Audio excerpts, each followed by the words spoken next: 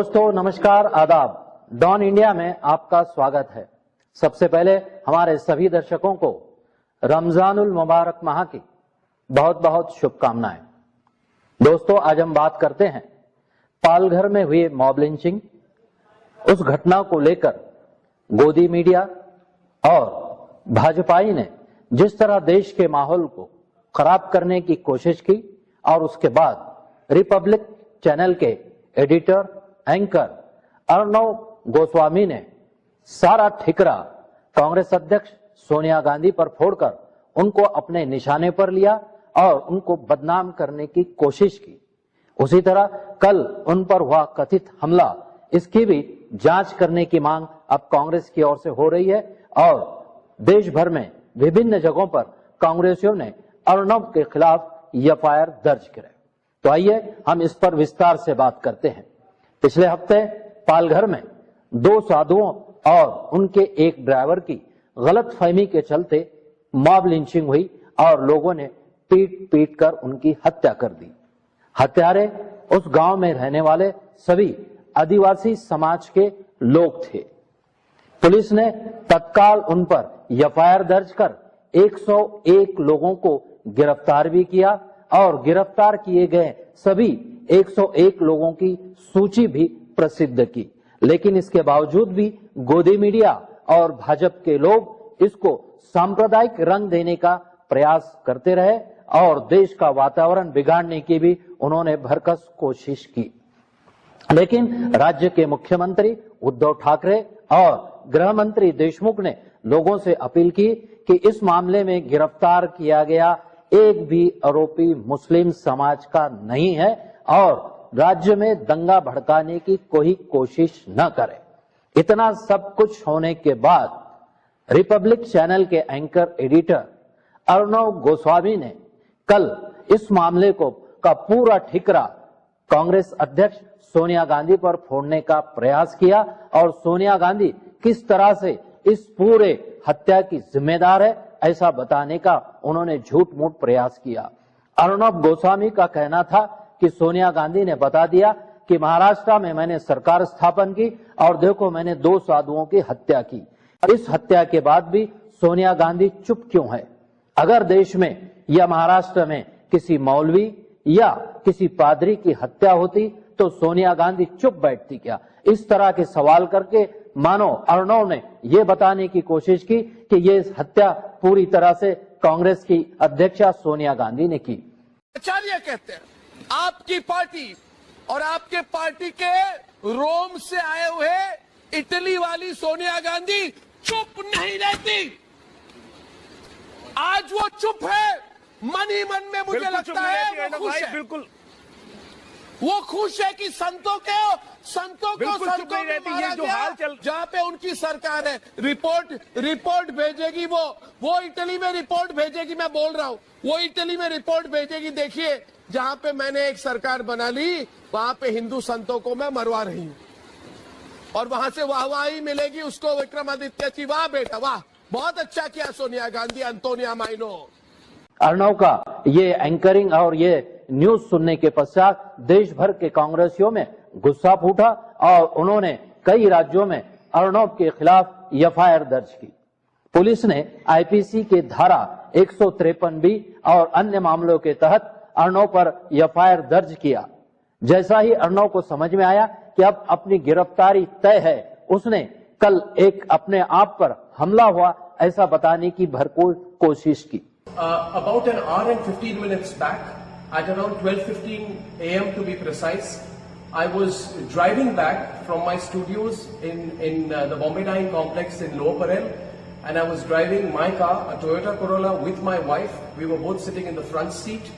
About 500 meters from my residence at Ganpatrao Kadam Marg, well before the turn to my residence, my car was overtaken by two people in a bike.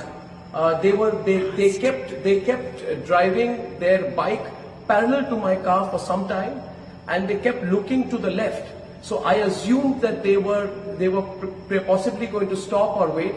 Then they quickly overtook my car, and their bike stopped. When their bike stopped, I thought that perhaps there was a problem with their bike. So I tried to turn a little bit towards my left.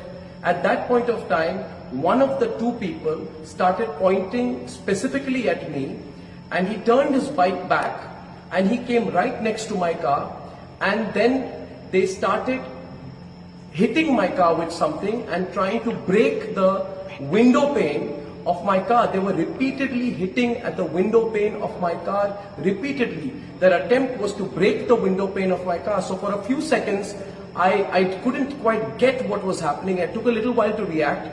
I ducked at that point of time. They continued to hammer and try to break the pane of my car.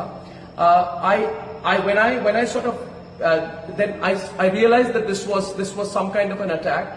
I tried to move my car to the left. Then they started taking out bottles, and they were furiously throwing liquids at my car. And they said to me that they were Congress workers, youth Congress workers, who had said that they had been sent to attack me, and youth Congress workers who said they had tailed me and they were given instructions by their higher-ups.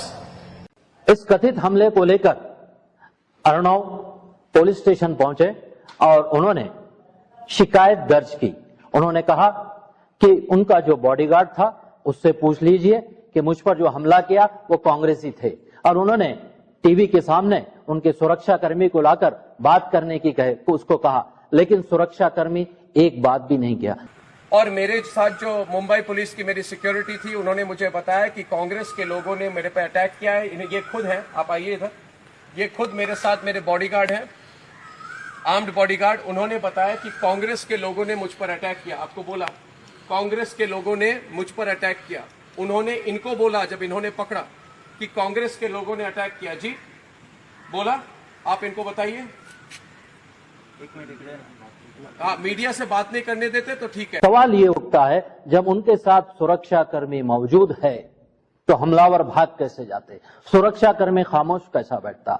लेकिन अगर ये वाकई में अर्णव गोस्वामी पर हमला है तो हम इस तरह के हमले की पुरजोर निंदा करते हैं, और जो हमलावर वाकई अगर सच में है तो उस पर कार्रवाई भी होनी चाहिए। लेकिन अगर खुद को प्रसिद्धि देने के लिए, खुद के चैनल की टीआरपी बढ़ाने के लिए अर्णव गोस्वामी में इस तरह का कथित हमला करवाया है तो उसकी भी जांच होनी चाहिए। अगर वो दोषी पाए जाते हैं तो उन पर भी कार्रवाई होनी चाहिए, चाहे वो पत्रकार कितना ही बड़ा हो, कितना ही बड़ा रुसूख रखता हो, उस पर कार्रवाई होनी चाहिए, वरना संदेश गलत जाएगा और जो नई पीढ़ी के पत्रकार है उनको लगेगा इस तरह के कोई भी इल्जामात किसी पर भी लगाओ हम आजादी से आज छूट जाएंगे।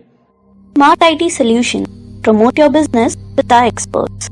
Benex, third eye for your security surveillance. इस मामले में एफआईआर जब दर्ज हुआ और सुप्रीम कोर्ट तक बात गई, सुप्रीम कोर्ट का जो वर्डिक्ट आया है हम उसका सम्मान करते हैं। सुप्रीम कोर्ट ने अर्णव गोस्वामी को 2 हफ्ते का अवसर दिया है अपनी बात रखने के लिए, और पुलिस से कहा है कि उन पर कोई कार्रवाई न हो। यहां तक ये बात सारी ठीक है, लेकिन पिछले 5-6 सालों में जिस तरह से गोदी मीडिया प्रयास कर रहा है कि देश का सांप्रदायिक माहौल जहां गंगा जमनी तहजीब रहती है उसको खराब कर देश में दंगे भड़काए जाए, लेकिन यहाँ की जो जनता है, पढ़े लिखा जो युवक है, आज वो दंगे नहीं चाहता। वो चाहता है कि उनको शिक्षा के बेहतर अवसर मिले, रोजगार मिले, उनको स्वास्थ्य की अच्छी सेवाएं मिले, लेकिन ये दंगे करने के लिए हम आज तैयार नहीं है। ऐसा संदेश यहाँ के युवाओं ने आज तक दिया है और मुझे लगता यह आगे भी बरकरार रहेगा। अर्णव गोस्वामी किस तरह से झूठी खबरें चलाकर देश को गुमराह करते हैं, उसकी एक मिसाल यह है कि जब गुजरात में दंगे हुए थे उसके बाद अर्णव असम में एक सभा को संबोधित कर रहे थे। उन्होंने कहा कि मैं जब मेरे टीम के साथ गुजरात का दंगा कवर करने के लिए गया था तो वहां दंगाइयों ने मुझ पर हमला किया, मेरे गाड़ी के ऊपर पथराव किया, ऐसा उन्होंने वहां पर भाषण दिया था। लेकिन उस समय वो जिस चैनल में काम करते थे उस चैनल के एडिटर हुआ करते थे राजदीप सरदेसाई। उन्होंने अर्णव का भाषण सुन के ट्वीट किया था कि अर्णव झूठ बोल रहे हैं, वे गुजरात का राइट कवर करने के लिए, रिपोर्टिंग करने के लिए गए ही नहीं थे।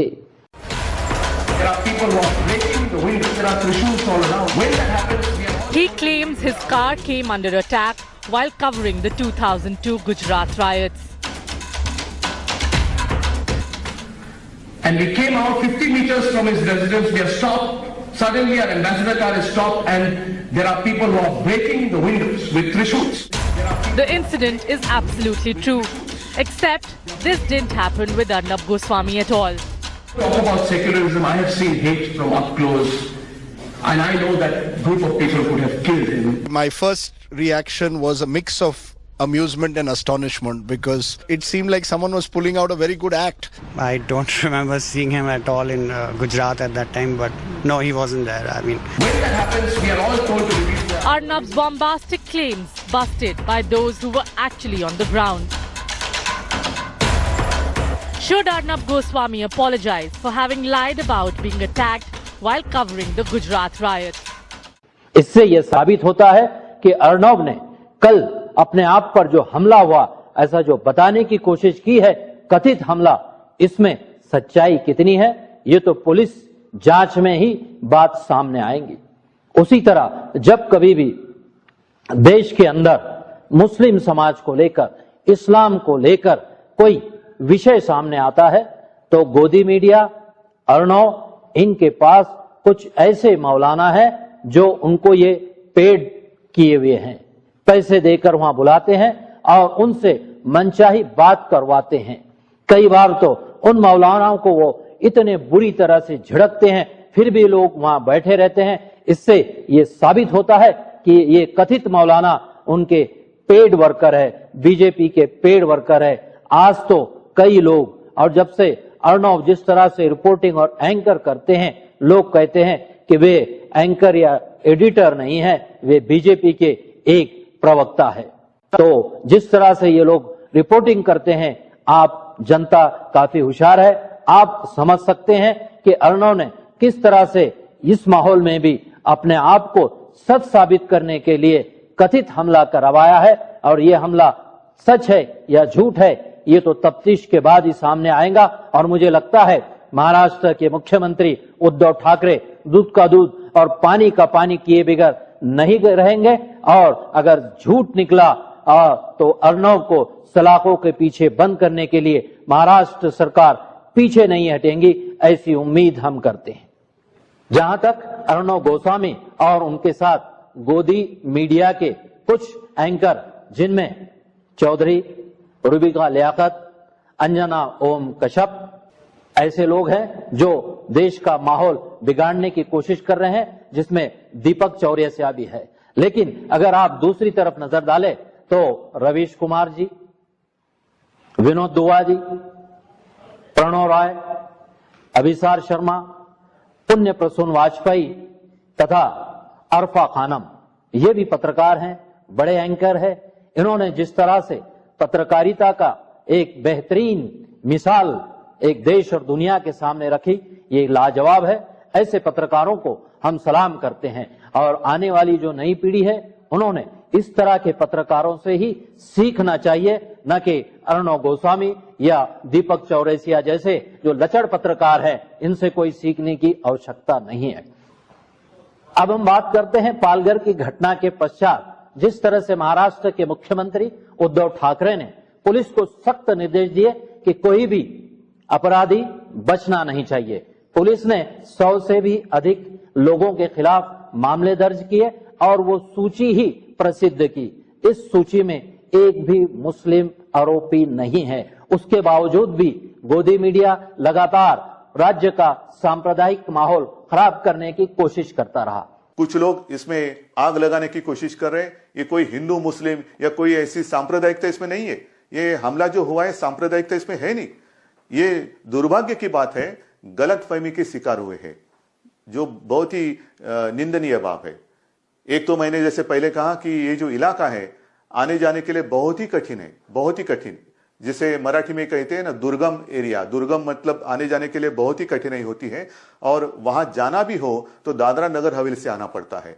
उस रात जिस वक्त ये घटना हुई, ये जो साधु थे वो जाना चाहते थे गुजरात, उनको रोका गया। दादरा नगर हवेली जो सिलवासा वगैरह केंद्र शासित प्रदेश है, वहां सीमा पर उनको रोका गया, वहां से उनको लौटाया गया।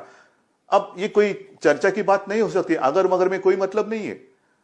अगर वहां पर उनको रोका जाता और दूसरे दिन सुबह महाराष्ट्र सरकार के साथ कोई सलाह मशवरा करके इनके बारे में निर्णय हो सकता था, लेकिन हुआ नहीं, दुर्भाग्य की बात है।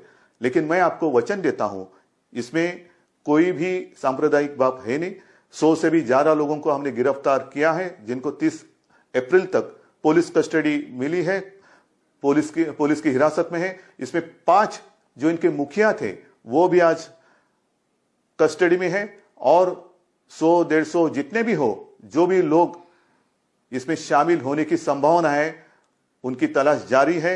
और फिर से मैं एक बार कहता हूं कि जो भी लोग इसमें गलतफहमी फैलाने की कोशिश करेंगे, कृपा कर ऐसा मत करें। हमला हुआ, गलतफहमी में हुआ, मुख्यमंत्री ने तत्काल प्रभाव से लोगों को गिरफ्तार करने को कहा। इस मामले में उत्तर प्रदेश के मुख्यमंत्री योगी आदित्यनाथ ने महाराष्ट्र के मुख्यमंत्री से फोन करके कहा कि ये साधुओं की हत्या हुई है, कैसे हुई है, कितने गिरफ्तार हुए। ठीक है, उत्तर प्रदेश के मुख्यमंत्री को चिंता है साधुओं की, हम भी इस हत्या की घोर निंदा करते हैं। मुख्यमंत्री ने जिस तरह से महाराष्ट्र के मुख्यमंत्री को पूछा, केंद्र के हमारे मुख्य गृह मंत्री अमित शाह ने पूछा, बड़ी अच्छी बात है, पूछना भी चाहिए। लेकिन जब उत्तर प्रदेश में अखलाक को मारा गया, कई लोग मुस्लिम लोगों को मारा गया, उनके खाने पीने को लेकर मारा गया, उनके घरों में घुस के मारा गया, उस वक्त योगी आदित्यनाथ कहां थे? उन्होंने अखलाक के मां को, उनके परिवार को जाकर पूछा कि आपके बच्चे की हत्या कैसे हुई?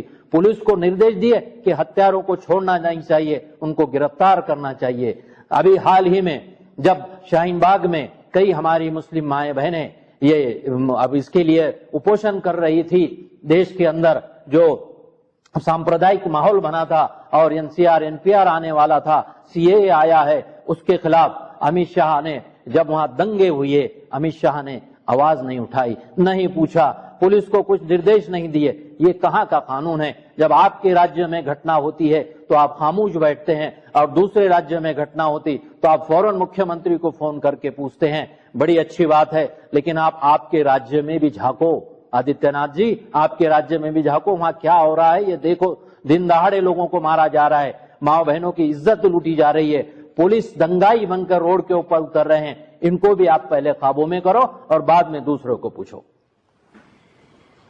रमजानुल मुबारक का पवित्र महीना कल से शुरू होने जा रहा है, कल पहला रोजा है। मैं उन तमाम मुस्लिम भाइयों से, खास तौर से रोजेदारों से अपील करता हूं कि कल जब आप इफ्तार करोगे, आपका घर में दस्तरखान सजेगा, उसकी तस्वीरें आप अपने व्हाट्सएप ग्रुप या फेसबुक पर कृपया करके शेयर न करें, क्योंकि लॉकडाउन की वजह से कई लोग गरीब गुरबा आज भूखे मर रहे हैं, उनके पास खाने को नहीं है। और आप अगर इस तरह की तस्वीरें शेयर करेंगे तो ये उचित नहीं होगा। और इस बजाय इसके कि आप अपने पास पड़ोस में जो लोग गरीब हैं, गुरबा है, उनके घरों में खाना पहुंचाइए, उनके घरों में फ्रूट पहुंचाइए, ताकि वो भी आपके साथ साथ इफ्तार कर सके और सहरी कर सके। हमारे प्यारे नबी मोहम्मद मुस्तफा सल्लल्लाहु अलैहि वसल्लम को किसी ने पूछा कि बेहतरीन इबादत क्या है?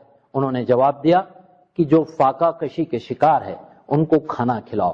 फाका कशी यानी जो भूखे हैं उनको खाना खिलाओ, ये सबसे बेहतरीन इबादत है।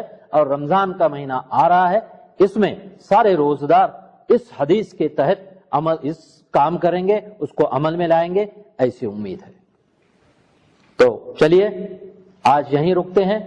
डॉन इंडिया देखना न भूलिए, इसे आप सब्सक्राइब एवं लाइक कीजिए। शुक्रिया।